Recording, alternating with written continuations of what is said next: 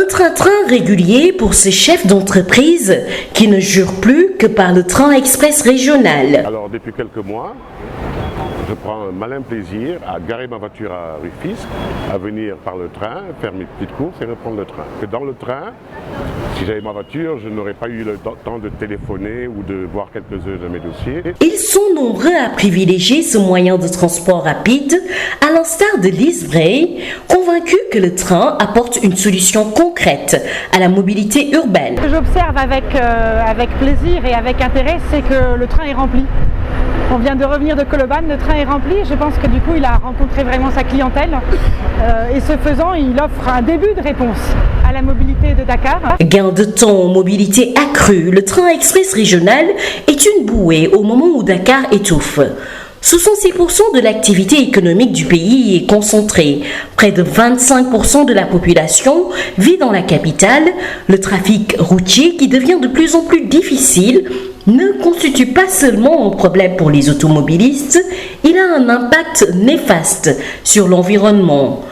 Le TER semble être un début de solution durable pour le transport de masse. Mais moi je crois que le Sénégal est pilote, vraiment, a été le premier des pays d'Afrique de l'Ouest à conduire une réflexion novatrice pour dire comment puis-je désengorger la presqu'île du Cap-Vert et Dakar, parce que 4 millions d'habitants, bientôt 5, une densité de presque 10 000 habitants au kilomètre carré dans très peu de temps. Donc il faut trouver des solutions pour ne pas être étouffé par le seul mode de transport qui est l'automobile.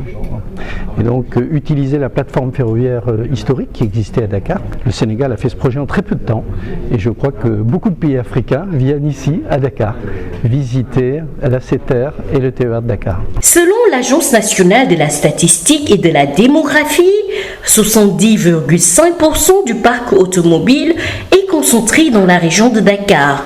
En permettant de désengorger Dakar, le TER se situe également dans une perspective éco-responsable. Circuler aujourd'hui avec le TER permet clairement de préserver l'environnement et l'air que respirent les Dakarois tous les jours. Le système actuellement le plus respectueux de l'environnement dans le cadre du déplacement des Dakarois. On a fait une étude et on s'est aperçu que chaque transport d'un Dakarois sur la distance moyenne du TER permettait d'économiser 1,5 kg de CO2. Et si on fait le calcul depuis l'ouverture de la ligne, donc depuis le 18 janvier, on a ainsi fait économiser plus de 22 000 tonnes de CO2. Si on compare ça par rapport au transport en véhicule sur les routes ou l'autoroute de Dakar. Le transport de masse, d'une manière générale, contribue à la réduction des gaz à effet de serre, puisque là où on transporte une seule personne dans une voiture multipliée par le nombre de personnes qu'on est en capacité de transporter dans une rame, et bien toutes ces personnes-là transportées dans une rame qui va avoir un mode de consommation d'énergie qui va être concentré sur un seul engin. Le TER est un moyen de transport qui donc se veut durable. Dans ce cadre-là, on va utiliser effectivement de l'énergie électrique pour pouvoir transporter dans une rame une moyenne de 500 personnes par acheminement. 8 mois après son lancement, le TER reste un moyen de transport très apprécié des Sénégalais, en atteste Sabrina, préposée à l'accueil et à l'information des voyageurs. En ce moment, beaucoup de clients gardent leur voiture pour venir prendre le TER. Donc, en plus, le TER ne pollue pas, c'est un avantage énorme et c'est beaucoup plus rapide pour les clients. Donc, on a énormément de clients qui gardent leur voiture au niveau du parking pour venir prendre le TER et ils viennent carrément en masse.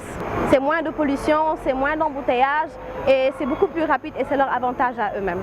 À l'occasion de la semaine de la mobilité durable et du climat, du 4 au 7 octobre, présidée par le Premier ministre Amadou Ba, de nombreux ateliers et sessions ont été organisés pour partager sur les enjeux de la mobilité durable. Environ 1500 acteurs se sont donné rendez-vous à Dakar pour tenter d'apporter des solutions en termes de mobilité durable.